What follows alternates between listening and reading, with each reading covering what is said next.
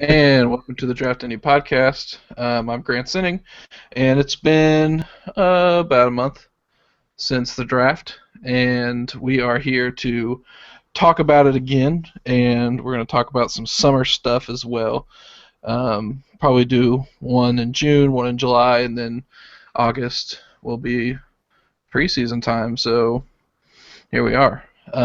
It's getting close, less than 100 days to the start of the regular season, so that's cool, I suppose. Tonight, joining me, Alex Jacobson, Brian Krosky, Garrett Stallings, and that guy Jeremy. So hey everybody, how's it going? Good. Hello. Good. Mm-hmm. I know three of you are on summer vacation. How's that going?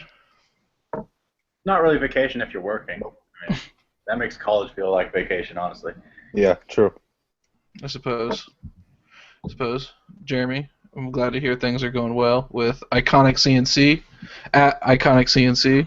Oh, name drop. There you go. If you need a CNC machine, hit up Jeremy and he will hook you up. All right, so let's just kind of jump into it. So again, draft was about a month ago, and we've had some time to digest, watch more tape, look at potential fits. There's been some mini camps and rookie OTAs and regular OTAs. So we've heard some storylines and blah, blah, blah. So let's just start from the top. Ryan Kelly working with the first team, no surprise. If anyone thought otherwise, they're dumb. Not heard anything bad about him. He's got a locker next to Luck. I don't know. It's not a flashy pick. It's a safe, very safe, rock solid pick. So there's not really much to discuss. But I don't know. Has anyone heard anything, read anything, or had their mind changed on Ryan Kelly since we last talked? I think I like the pick even more now. Yeah. I'm starting to like it more and more. Yeah. Were there any serious criticisms of him as a prospect that you can think of? I can't think of any. He's a No. center. You said that. Yeah, okay, that's actually a good one. When it comes to like draft value, that's literally the only criticism you can have from the pick. Like, really athletic even and everything. So, I mean, it's technically like a low upside pick, but not because the player can't be amazing, just because the nature of the position is that way. It's true. But I think the best thing that we can take out of this is that we never have to see Samson Satelli, A.Q. Shipley, Jonathan Harrison, Kyle Holmes rotating door of terribleness. I don't care if it's not flashy, low upside, whatever. It's time. It's been the weak spot of the team in the Pagano-Grigson regime. And hopefully, if he is what everyone thinks he is, then we've got a future Pro Bowler, potential All-Pro type center, just hanging out with our quarterback. So, not too worried about it. Anybody else want to talk about it? No. All right, let's move on to probably the most controversial pick. Well, the second and third round picks were probably the most controversial out of all of them. T.J. Green. Okay. So, athletic guy, tall, rangy. Now that we've had more time to sit back and watch, Garrett, you wrote about him. What do we see here? Do you think he plays? Do you think he starts this year at any point, or is he just going to be kind of a backup, learning the role type guy this year? I don't know. That's not totally up to him, of course, as a rookie. But I think he certainly could, considering how many snaps that Clayton Geathers was given last year. I think that Green is certainly, obviously he's a second-round pick. Geathers was a fourth or a fifth-round pick. I can't remember. Fourth. Yeah. So Green, I think, is obviously the better prospect than Geathers was at this point as a rookie, and maybe even still now. If Geathers is going to contribute, I don't see why Green can. And, of course, there's Mike Adams, who we're not sure about. So, yeah, there's certainly opportunity for him there. I like him a lot. I like his upside. He's not a coverage guy yet, but he certainly could be with his athleticism. and I think he's a better run stopper than we've had at safety in a while. Yeah, that's his best attribute, I think, is run stops. You watch most of his games, and he gets to the ball because he's quick, but he's always around the ball. He's a pretty good tackler, I think. But you're right. I mean, coverage is the biggest issue where everyone has talked about him. Which is, Again, it's an issue. There's a small sample size of him in coverage, and I mean he's like, yeah, enough. It's big enough so that we know he's not good at it yet, but it's not something he was asked to do a lot in college and consistently failed at in that respect. that's One true. thing, oh, Yeah, go one ahead. thing, like when you talk about like his run, because him against the run game is, yeah, he was tackling, he was near the ball a lot, but he wasn't necessarily in the box safety. Like they still had him lined up deep, and yet he was still able to beat the linebackers to the running back wherever it was. So I think that's something you have to think about too. Is okay, he was making run stops. Well, you'd expect that from an in the box safety, but he was still playing somewhat deep in the secondary and still coming up and making those tackles. That kind of showed more of his athleticism and nose for the ball, where he was making those plays when he was at least 12, 13, 15 yards off the line of scrimmage. And what you said about coming up to make the tackle, I think that's very important because he gets after the ball. That's one thing I like about him, especially being a convert from an offensive player, especially a limited contact position like wide receiver. He's a really tough guy, and he knows how to get after the ball carrier, not just let them come to him. And I think we've talked about this, and it's been written about a lot. I mean, he's an instant impact on special teams guy because of his speed and length. Last year, Pat McAfee was awesome. He rocked, but the Gunners were not so good. So it'll be nice to see some speed and length at Gunner, and hopefully he can make an impact there because we desperately need it, especially when he's not an ace, I guess, but our number one special teams guy is now gone. Well, it was Sergio Brown 2 years ago, and last year it was Cole Anderson, so now it's TJ Green, and Winston Guy probably. So it'll be. I mean, he'll play there, which will be good, and I think he'll play on kickoffs and punts a lot. And if Mike Adams hits his 35-year-old wall, we'll get some TJ Green snaps, and we'll probably still get some TJ Green snaps as it is. But I mean, upside is there. I think being as fast and big and fast as he is. I mean, there's not really much other than he can learn still. He's young. He's only played safety for a year, I think, maybe a year and a half. So, I don't know. Alex, Jeremy, any thoughts? So I watched him again, and at least as his long-term fit with the team is concerned, I'm starting to see that he's more and more what we like to, as we've talked about, I'm sure, have safeties with indefinite roles who can play either free or safety. It switches based on motion by the offense or what particular formation they're in. But looking at his skill set, he is not a good coverage player, but what he can do is match up people in man-to-man coverage because he's got that athleticism and the size and length, and also ball skills that come from playing wide receiver earlier. And then he's got the run stuffing ability. So at least in terms of the depth chart is concerned, I'm not so sure that he's not the strong safety of the future, not the free safety that at least I assumed earlier in the process. And I've said that to you guys in the famous direct message that one of my hot takes is that Clayton plays free in the future and TJ Green plays strong, but we will see, considering that they're interchangeable, whatever, I don't know. Pagano likes to use that term around. Jeremy, you got anything? Having sat on is probably my least favorite pick of the draft class still. I appreciate that they got a little extra value by trading back to get their guy, supposedly. Wait. I thought Lil Raven was your least favorite pick. No, having sat on it, it's this one now, especially like how early it was. I like the prospect of LaRaven long term a little better. whereas Green is really just an athletic guy with some tackles that they're just really hoping turns out, which is just a big risk in the second round for this team in particular, I think, because there were so many holes, particularly potentially starting roles at outside linebacker and that sort of thing. That's fair. So I didn't love it, but he's going to play a lot. He'll probably play. I wouldn't be surprised if he played 60% of the snaps this year, just because the different formations, and they're one injury away from him having to start because there's no depth at safety at all. You're right. There's none. All right. Good transition to the Raven Clark. I mean, there's not much more we can say at this point. I mean, played in a weird system in college, has all the athletic tools. It's just see how well he can respond to coaching and fix up his pass pro issues.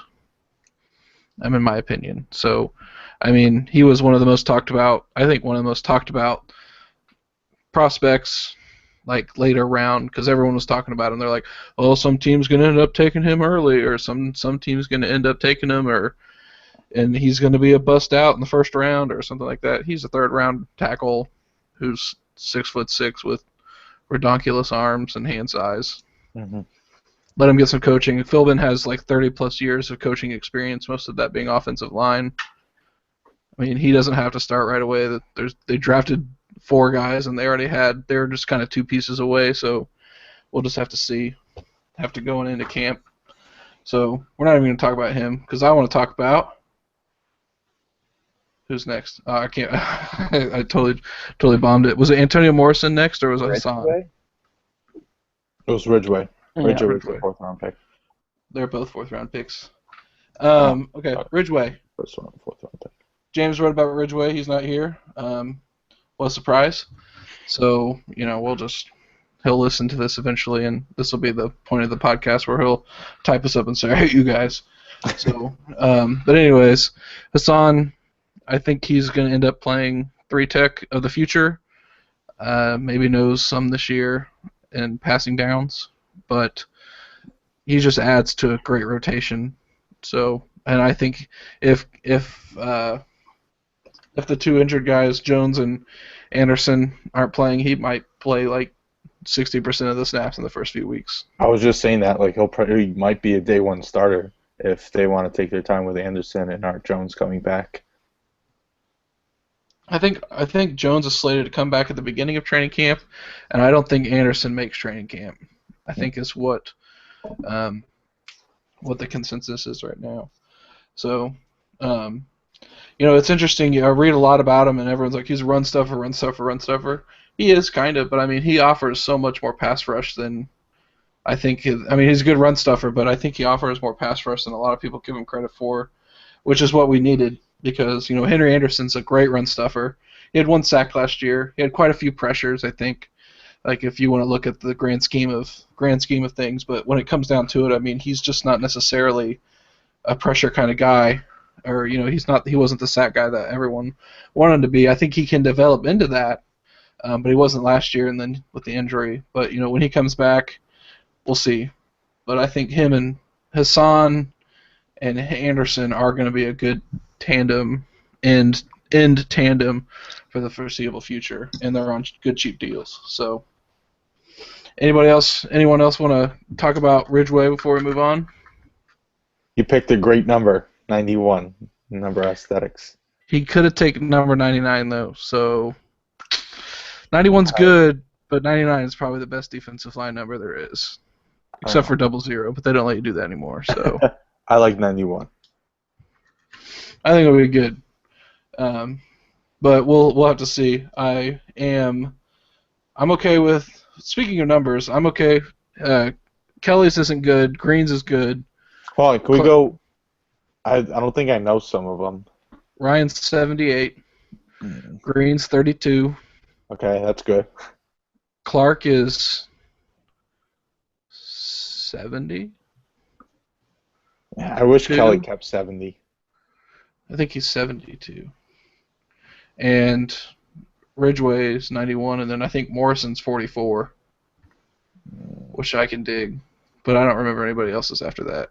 For the offensive line, I feel that the aesthetic of the 5 guys in formation is more important than the individual aesthetic of each number. You know, because I don't want just a bunch of jumble like some social security number in front of my quarterback. Like, I want it to be organized, like maybe not like decreasing order from left to right, but maybe symmetrical somehow in that way. You know? Well, Costanzo's 74, Muhort's 75, Kelly's 78, and then kind of tops off there. But we're not sure about the rest. So Yeah. Good is 71 and Wright's is 76. Thornton's 69, I think. 68. start One of good. those.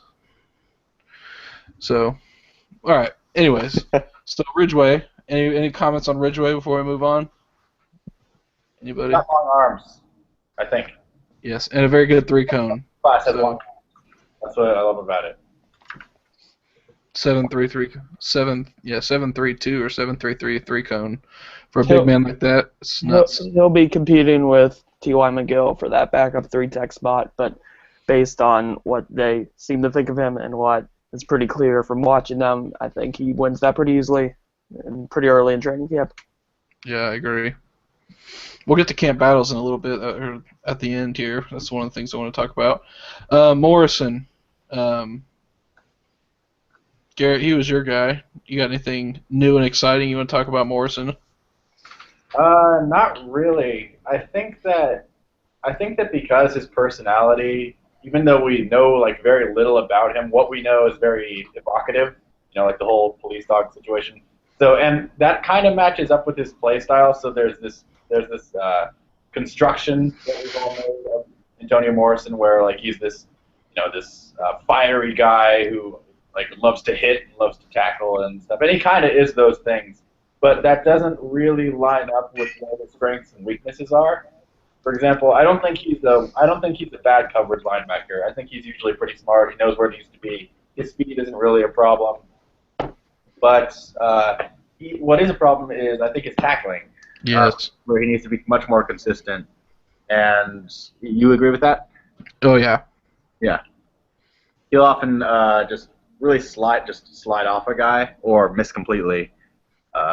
He has some nice stops, but he really needs. It's usually the problem. It's in space. It's not usually in the box. When he's coming downhill, he's usually pretty good about it.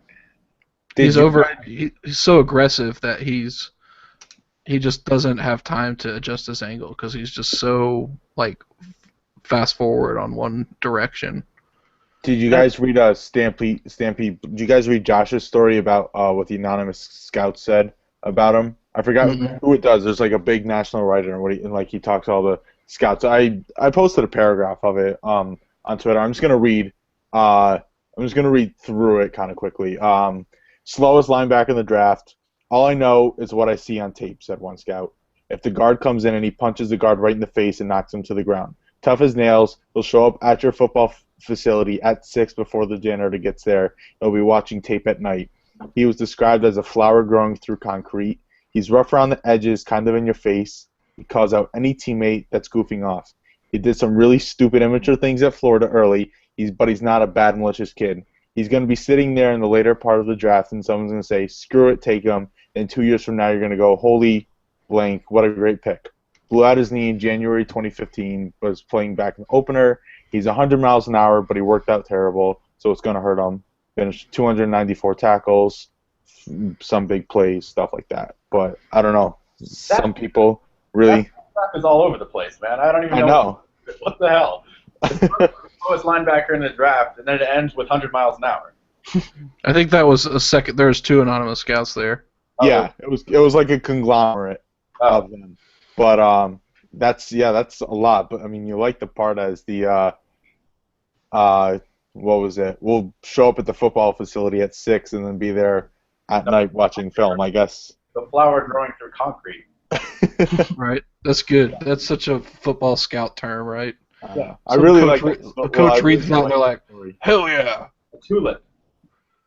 So, yeah. He's a dandelion, man. He doesn't go away. So kind of character in Morrison.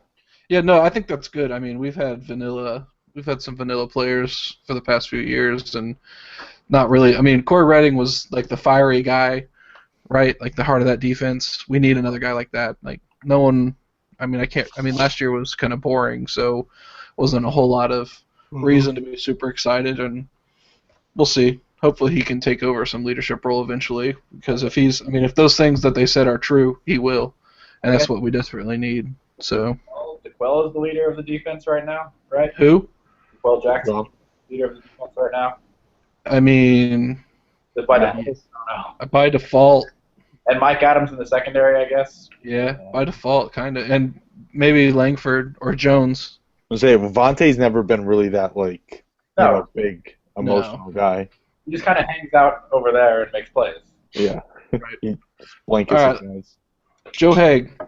So we sat down. James, or who was it? It was me and Garrett and I watched them. And Brian. Were you there, Alex? Yeah. We watched some Joe Haig together. He was Joe good. Haig was good, guys. I mean, I like him a lot more than Raven Clark. Shut up. Sorry, I was talking to my dog.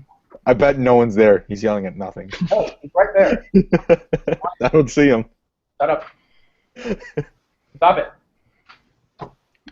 All right. Can we mute him? Anyways, Joe Haig's better than the Raven Clark already. He might not be. I mean, he's 6'6", 290, right? 300, 310, something like that. I mean, he's I think big he was guy. right around 300. So, I mean, he's tackle size. They got him playing right guard with the second team. I think they want to make Joe Haig the new Joe Wrights. Like they just want that, and they can tell they like Joe Wrights, but maybe not enough. They'd rather have Joe Wrights be the backup at all 5 positions and be able to plug him in anywhere in case an injury goes down than maybe start him. I don't know. That's kind of what I got from this draft with him taking 4 offensive linemen is that, okay, they're either someone's going to pay for Joe Wrights that they don't want to, or they're just going to keep him as a backup and play him along any position. And if they do the former and they get rid of Joe Wrights, I feel like Joe Haig was drafted to take his position and be the plug and play, someone goes down, right guard, right tackle. Costanzo, something happens to him, put him at left tackle. I feel like he's the replacement for Wrights. And I think he can do it. I mean, I liked his tape a lot. I mean, he's probably got some strength issues. He might not be able to handle speedier guys at first, but I think he's got the technique, the footwork to get better and get on with those speed guys. He can play guard. I don't think he has to, though. I mean, if they wanted to play him tackle, they could. He's got the body type for it. Mm-hmm. I don't know. I mean, he's a good pick in the 5th round. I mean, that's basically all you can say. Mm-hmm. Alex? Nothing to add. I'm just thinking of his long-term fit, or not even long-term, but this season, I'm really interested to see what they go with the right side of the offensive line. I agree with Brian. I think Wright stays as that backup tackle / guard / whatever you need him to be. So that leaves you with some combination of Hugh Thornton, Denzel Good, and Joe Haig, and apparently Jonathan Harrison, because apparently moving him to guard is going to make it better. But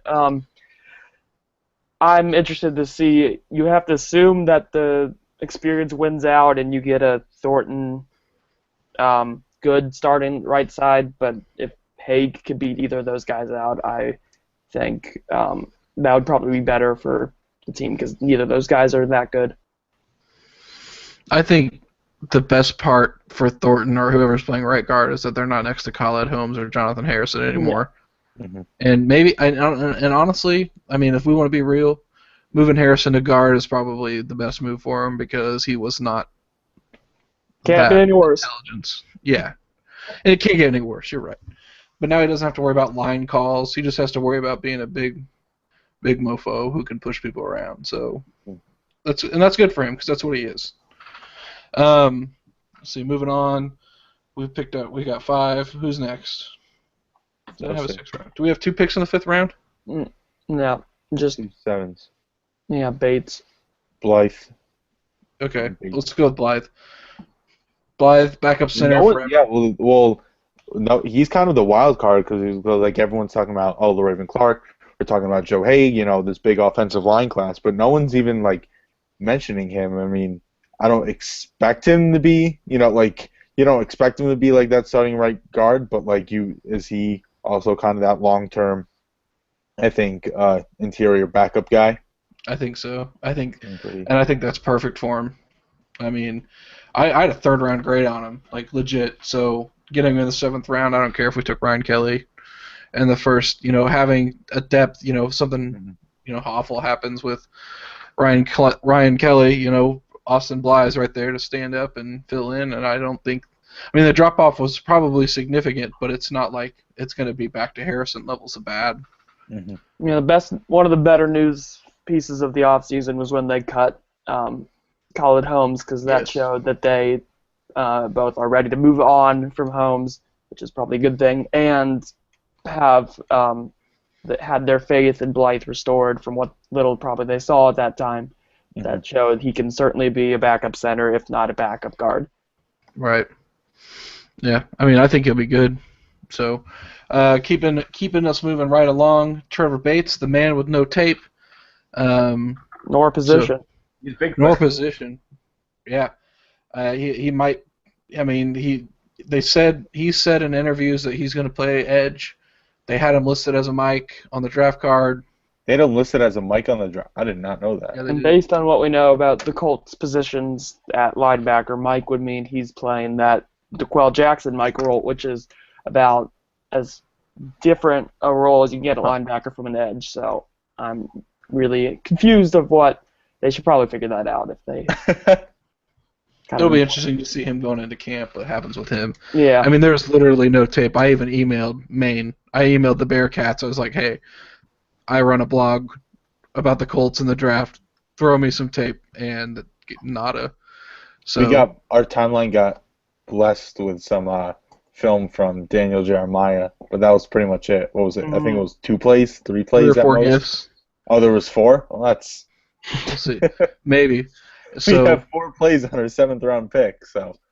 I mean, he's a force player. # whatever. So I mean, he's got athleticism to boot. So we'll just have to see training camp. Best thing about him, I think, or the best thing about this offseason is that we get 5 preseason games, and being 7th round pick, he'll play a lot of snaps. Yep. So we'll get to see what he can potentially do very early on, especially in the Hall of Fame game. He might be playing in the first quarter and then to the end of the game. You never know. So we'll have to see how that kind of rolls out.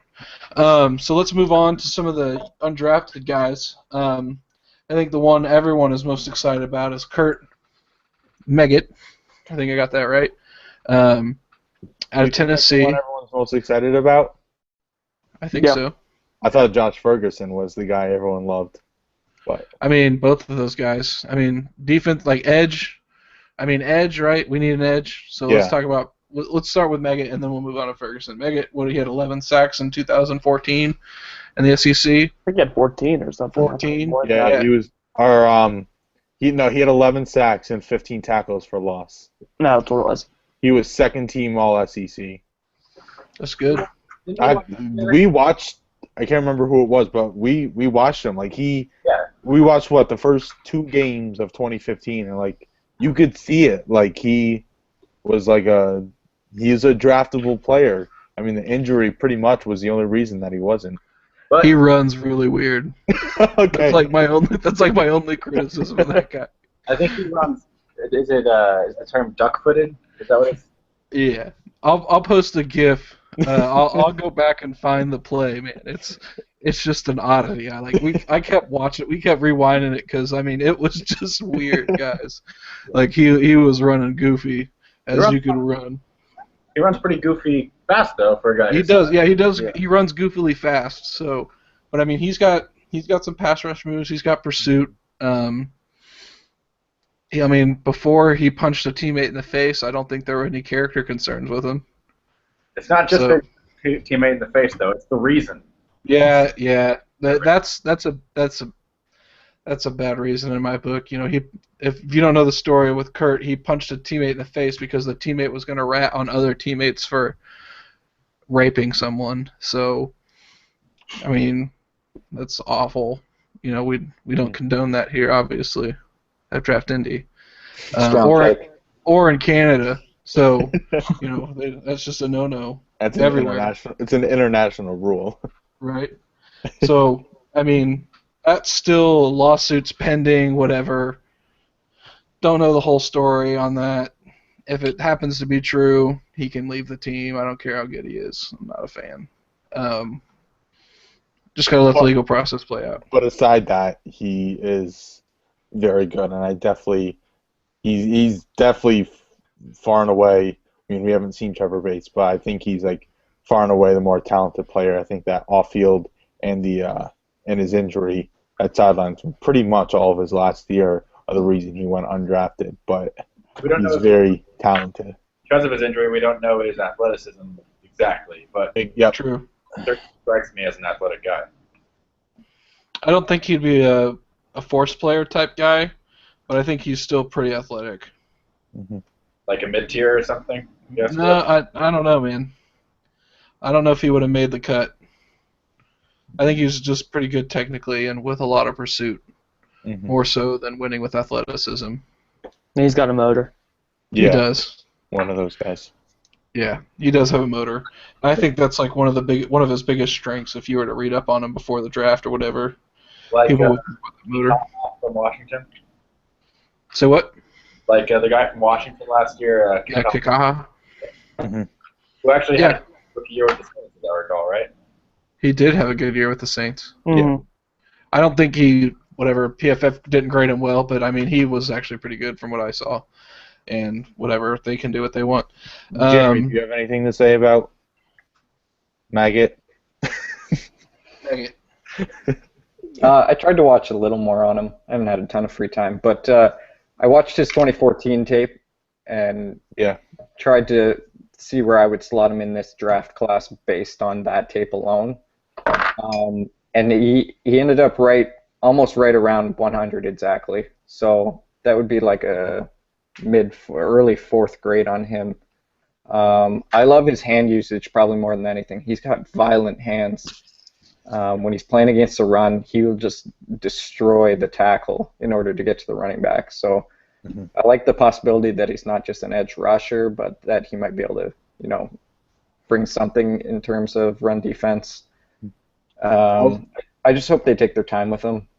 Just because Also, this just in the draft Indy, it's pronounced Majit. There you go. On NFL.com, it literally has the phonetical pronunciation, and it's Majit.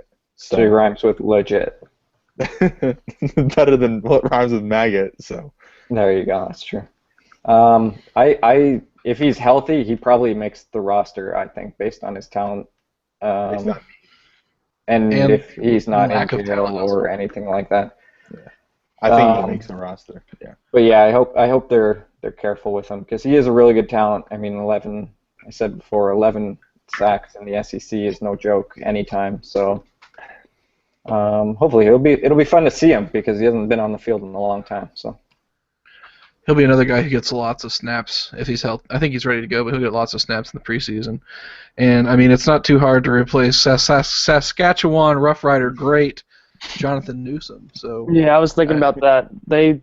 I'm watching all these games, and they're playing. They really wanted to make Newsom a thing earlier in the year. He played I don't know. It was like probably 10 times as many snaps as Robert Mathis against the Titans in Week 3, and he just did nothing. And that was a common theme with him. So based on that, and based on how little they have at edge, he could really play a lot this year if he makes the cut and all the legal issues play out. So we'll see. Josh Ferguson, little speedy dude out of Illinois. Dude can't hold on to the ball. Is it Illinois or Illinois State? I can't remember. He's an Illini. Yeah, but there are I've seen a lot of like hype around him. Like people, not even just I don't know if this makes a difference, but like not even like Colts specific media, just like general NFL discussions about like him, like if he obviously the fumbles are a huge part, but like he could be like number 2 behind Frank Gore, and like I know people are like breaking him down like what he could do for like fantasy just because of his pass catching ability and like what that would bring. I don't know. I've seen a lot of hype about Josh Ferguson. He's fast. I mean, he's actually a very good receiver, I think. Mm-hmm. But I mean, I think he fumbled a lot. I don't have those numbers on hand, but it was more than 10 last year. Mm-hmm. That can be fixed. Andre Williams got that fixed, but you know, he's better than Boom Heron probably. He's fast. He's fast. Boom's your guy. I know. Yeah, I no, know. He's faster than Boom. He's a better receiver than Boom.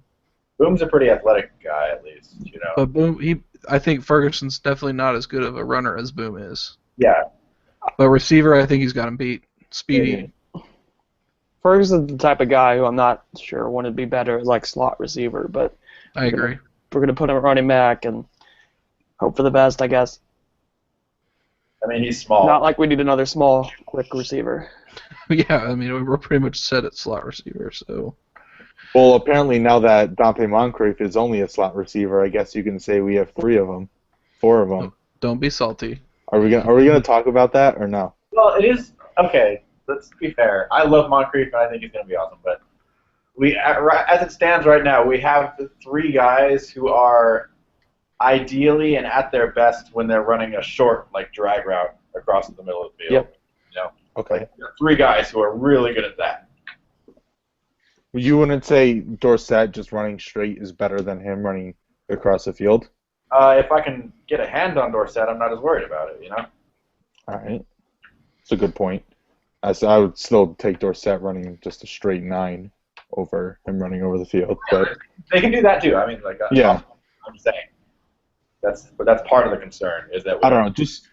I guess I'll just go on my soliloquy about this. When you talk about Dante Moncrief, yes, his big thing is he doesn't get separation. And sure, I can't even remember what the guy's name was at PFF, but he said, okay, Dante Moncrief, he's not an X receiver because he doesn't, get separation and stuff like that. And if you're playing press against him, he's not going to do it. Well, obviously, every perfect X receiver that you want lining up on the outside of the field is going to get separation with speed and be able to make tough catches. But you're not going to get just because every prototypical kind of receiver is supposed to do that, if they don't do one facet of what they're supposed to do and what job that requires, doesn't mean that they can't do that. Dante Moncrief still makes amazingly contested catches. It was the Patriots game when, it was the Patriots game. It was 4th and 1, and we saw Pagano go for it. We couldn't believe it because Pagano never really did anything risky, and it was a jump ball to Moncrief, and he came down with it. And then we realized, okay,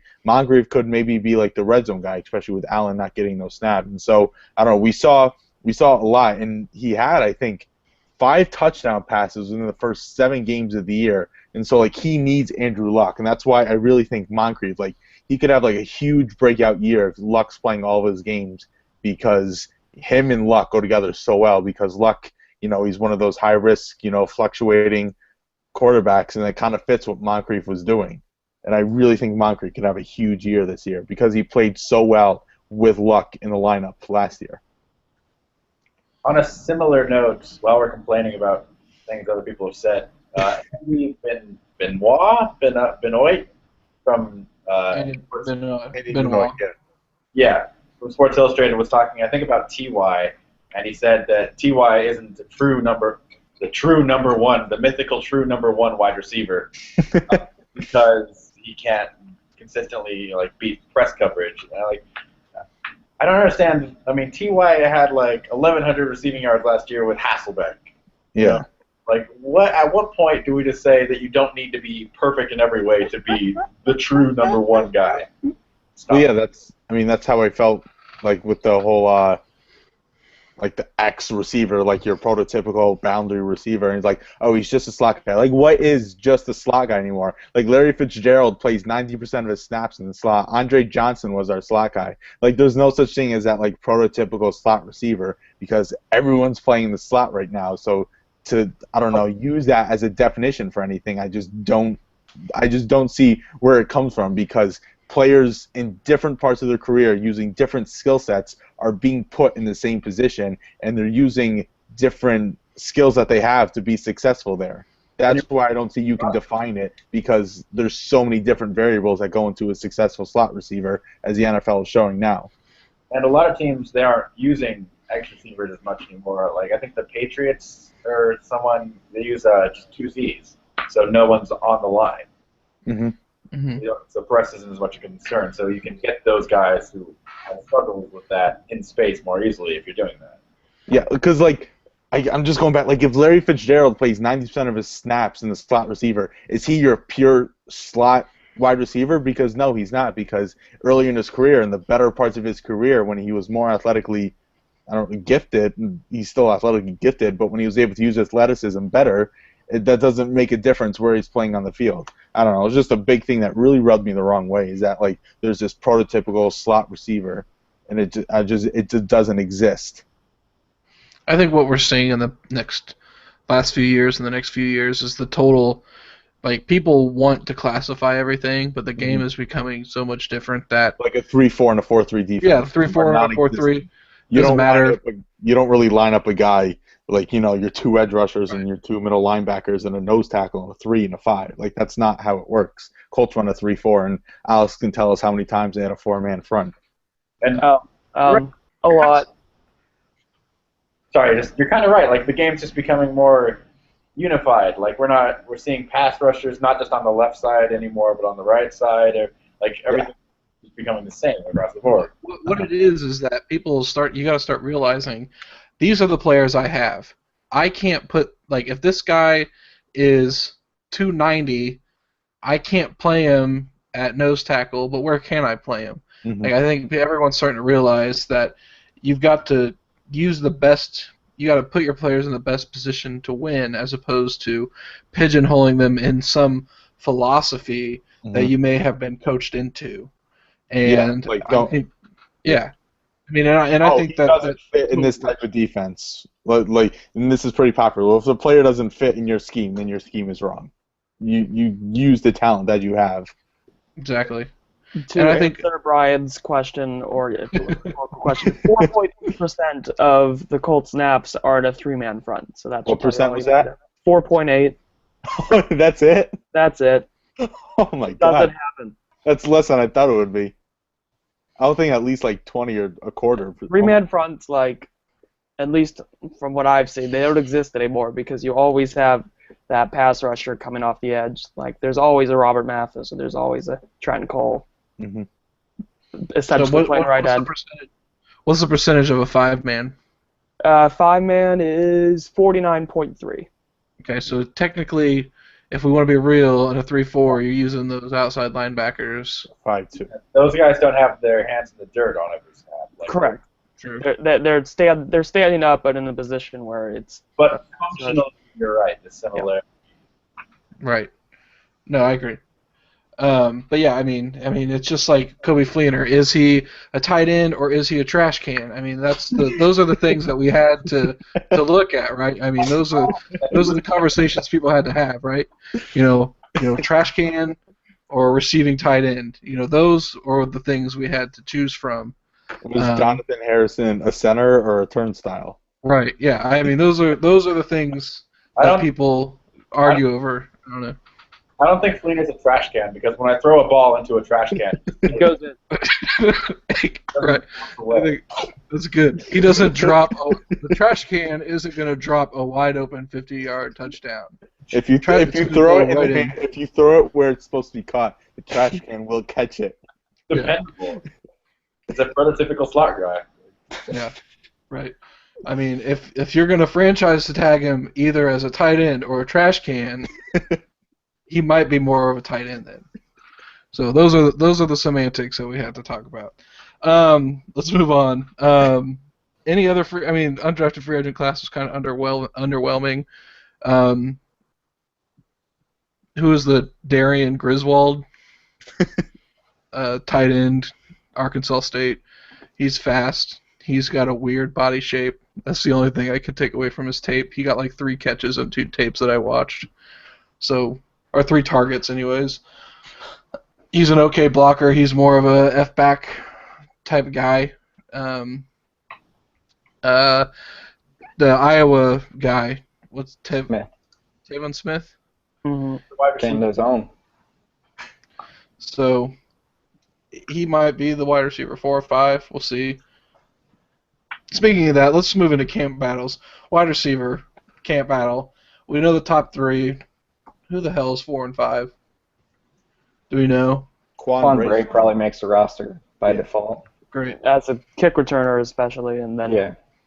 But I guess they'd carry 5 throughout the season, or throughout at least a good part of the season, which means it opens the door for one of these rookie guys. Or I believe we have 2 Patriots cast-offs at wide receiver, so Oh, I didn't know that. maybe 1 or 2, I forget. Don't the Patriots select casts off though? Yeah. What is Well, it? It's not some of the draft picks. So like a cast off of a cast off is on the culture roster. They weren't white enough to be Patriots. Yeah, probably. The other undrafted guy. Oh, we also have better. Speaking of undrafted wide receivers, better Griff Whalen and Danny Anthrop from Purdue, but I doubt he makes it either. No one's a better Griff Whalen. He's a better Griff. He's a more Griffy Griff Whalen. I'll believe that when I see it. Right. No way. I don't know about that. There's not enough grit in the world to go around for 2 Griff Whalens. There's not. Okay. But there's also that giant guy from Cincinnati, Mikhail. Mikhail. We'll have to see. I mean, he's 6'5", guys. He could be a red zone threat. Get ready for the training camp tweets. They're coming. Oh yeah. They're coming. Deron Carter status. Oh man, no, not again. You know what we should do? We should make up a guy who's on the team and just tweet about him constantly. I bet he gets. Everyone's like, "Oh man, I can't wait to see him at training camp." I bet it happens. Give it away. I don't know. I don't know if you're overestimating the influence Draft Indy has. Maybe not. I don't know. Maybe if we get Jeremy behind it, I think we People could. have done this before on draft Twitter to pay people up and then started tweeting about him and then Look, catch on. my friend tweeted that he was an undrafted free agent for the Ravens, and the John Wilson guy and Albert Breer and all those guys tweeted out Matt. I forget his last name. He's a Twitter guy. Matt is going to be wide receiver for the Ravens, and like everyone was tweeting it out, and like he got on all those lists and everything. Like, you never know. That's actually so smart. I didn't know that happened. Oh man. And then they were. I mean, with all those, right after the draft are just, Yeah. everyone's going everywhere, right?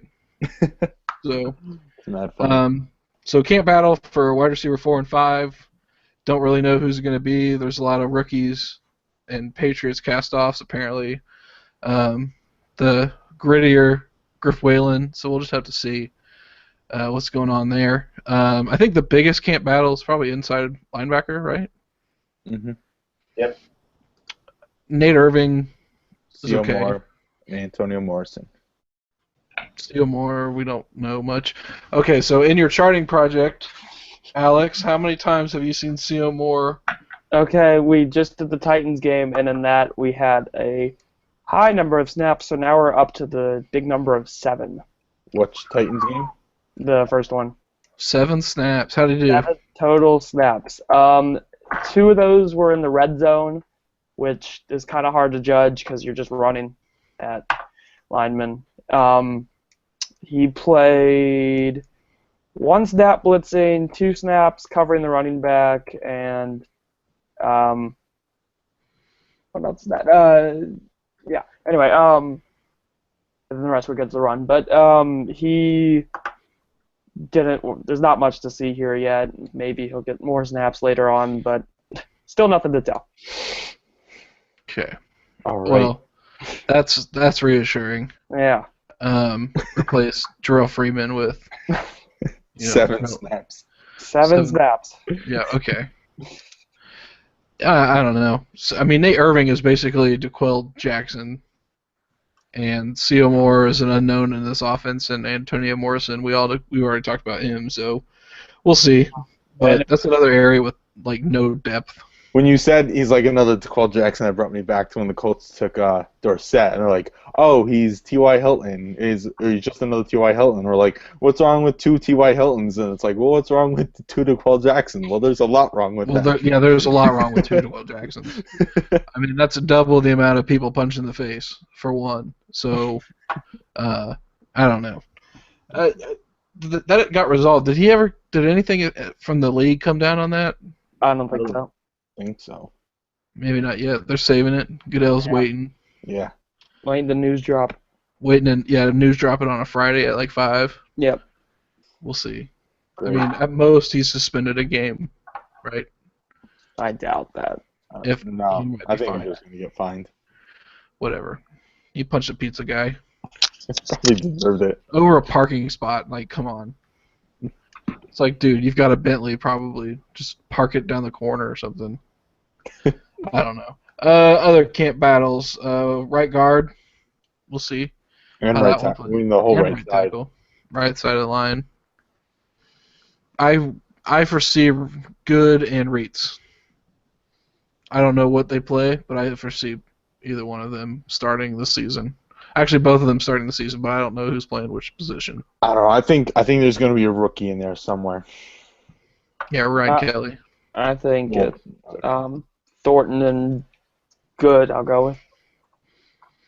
I think Denzel Good will be the starting right tackle. I think it's Good or Reitz, but I think they like, as they've said, they like Good, and though they drafted so many tackles, I don't think that makes what they said untrue. I think they do like Good, and I think, like Brian said, they do like Reitz at that backup tackle spot, which means it makes sense for them to try Good at right tackle until he shows that he can't do that. If he shows that. It's true. Tight end 3 is a camp battle. Darian Eric Griswold versus Swoop. Eric Swoop. So that's a barn burner. We'll have to pay close attention to that one. Yeah. Actually, we probably should. To be Yeah, honest, it's kind of I mean, important.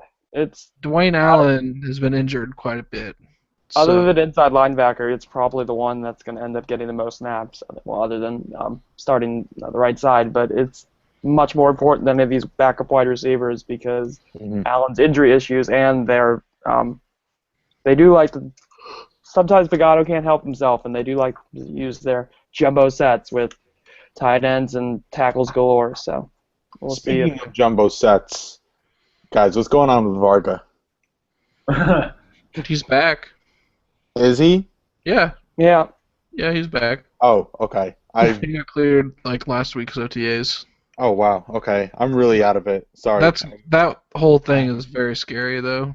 Yeah, well, like, Not just from a Colts perspective, but from like an NFL like league-wide perspective, like giving people drugs that they don't know what really the players aren't asking questions, they're just taking drugs and well, getting the them. one not even silver lining. The one thing about this is Tyler Varga has like a biology, like a biomedical degree from Yale, so he's probably smarter than the doctors that are treating him. Well, then And the NFL gotta get better doctors, man. See, the thing is though, Well, that was in I the have article read. that he was like talking like to the doctors on like an equal level of like intelligence about like what he should be taking. Like I don't know, like he'll know when it's like too much. Like that's one thing I have confidence in is that like he's not going to push himself because like this is what he studied at Yale. Like he knows what he's supposed to do. No, I think it was more that he just knew people who like had medical degrees. Like not that it was his degree, but anyway. But yeah, it's super scary because we know like just for a long time athletes have been receiving treatments that are designed to make them feel better and able to play, Uh-huh. or actually make them healthier and less. Yeah, and that's dangerous because, I mean, think about like RG3, like dude's knee is falling off, and they're just like, oh, here's some cortisone, go out there and play a game, and he gets absolutely demolished. I love it when a player goes out with like maybe a minor injury, and then he comes back in the game and is on fire, and we're all like, "Oh, the toughness!" And I'm like, I wonder what they shot him up with." Yeah, they give that dude a bunch of morphine, and he's ready to go. So I don't know. That's just a scary situation, and again, it just happened to be that it came out with the Colts, and Tyler Varga just happens to be probably one of the smartest people in the league when it comes to medical things and. But it goes on at every team. All 32 teams are doing it. Someone gets a concussion, they're drugging them up somehow. It's just what it is. Other camp battles I can't really think of off the top of my head. I mean, CB3-4.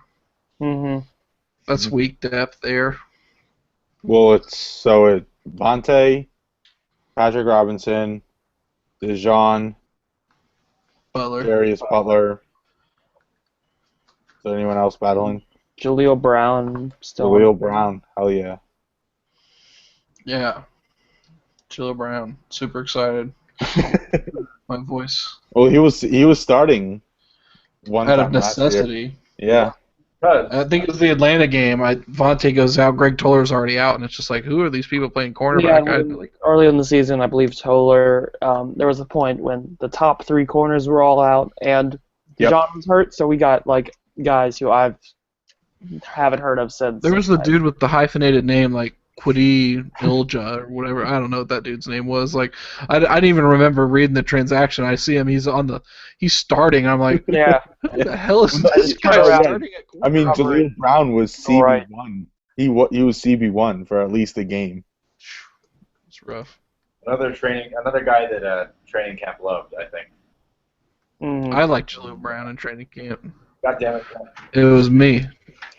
I'll admit it. I mean, you don't want him being your CB1, but if he's your CB4, sure, that's not so bad. But, He's really good. but you don't want him to be your CB1. Like, I'm not like, oh yeah, we can just cut Vontae. Jaleel Brown's here, guys. Like, That's always what no. it's like, well, you don't want him to be your starter, but if he's your backup, but then your backup might have to be your starter. Yeah. He might have to be, but it's obviously not what you want. I don't know. All the edge teams. Like, I mean, who's starting where? Walden probably plays strong side. Yep. Yeah, well, I want to see who's behind Walden at strong side, because if they put Majid or Bates, like if they listed Bates as more of an inside guy, would they think he fits better at the Sam role? Like, I'm trying to figure out. Okay, we know it's going to be Cole and Mathis over here and Walden over here, but I want to see what they do with the 2 edge guys that they took, one in the 7th round, one an undrafted free agent, and like where they fit him. Where they rush them from, who's more of the run defender, because like I don't know who's the more of the run defender and who's the more pure pass rusher out of these 2. That's really what I'm interested in seeing. Well, I think Bates is much smaller, isn't he? Mm-hmm. Yeah, he's like 6'2". Yeah. And the edge guys they're having to replace, not much production, but at least of where they're lined up. Newsom was pretty 50-50 in either weak side or strong side, so his role is not as clearly defined.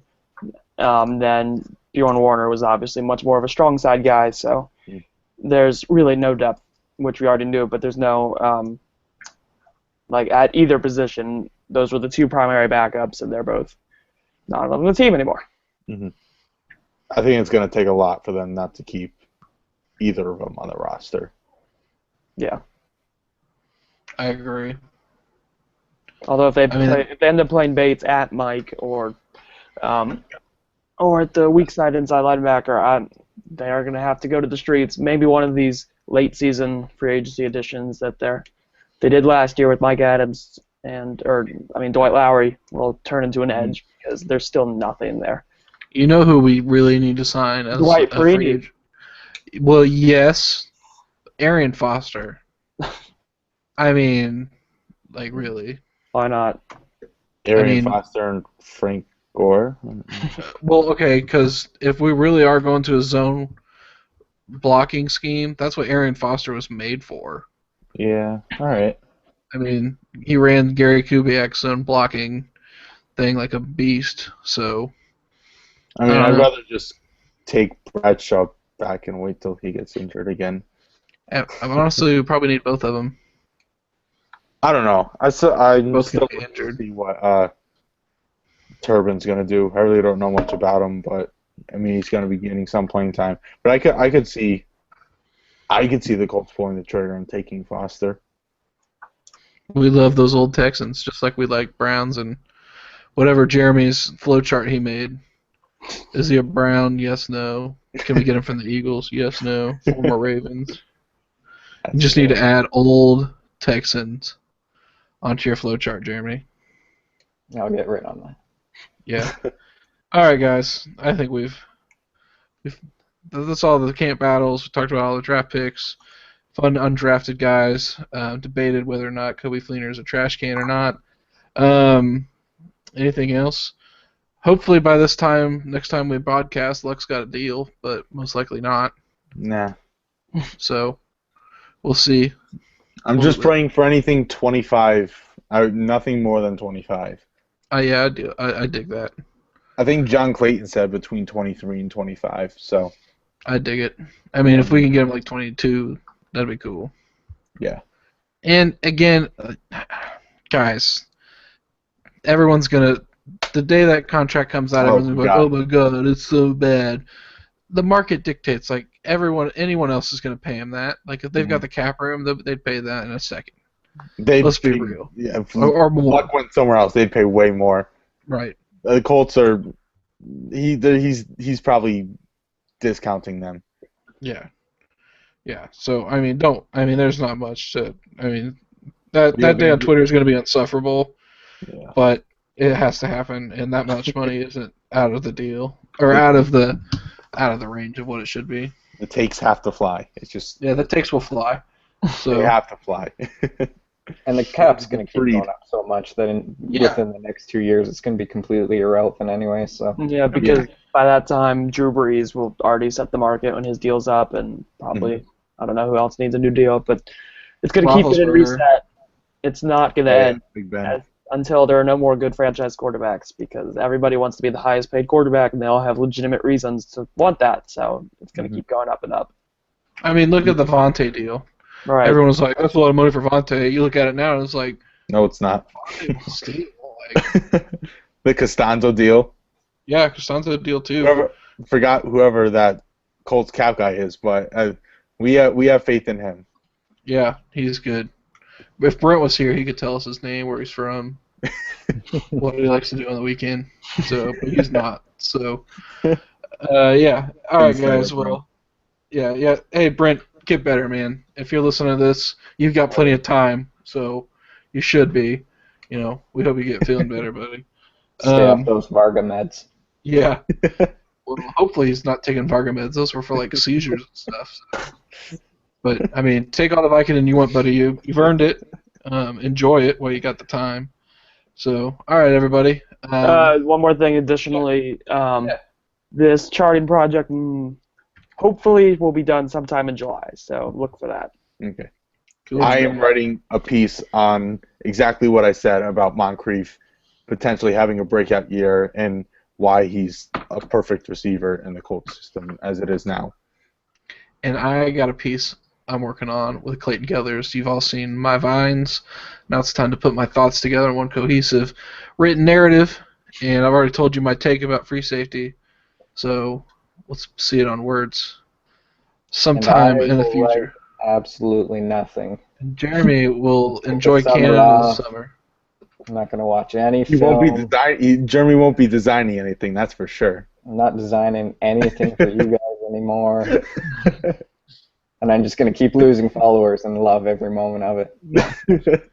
But, real talk, if you're still listening to this at this point in the podcast, we've been rambling for almost an hour and a half, or an hour and 15 minutes now. Iconic CNC, for all your CNC needs. And sponsored by. Yeah, sponsored by. Yeah, he didn't pay for this ad. This is a free plug. We should make him pay for these ads, but we don't. No, we don't. I did some free design work in exchange. I think he did some. Yeah. We've gotten. We probably still owe him a little bit, so. Yeah, we'll get it to him. But again, this is the Draft Indy podcast sponsored by Iconic CNC, and we'll see you guys next time.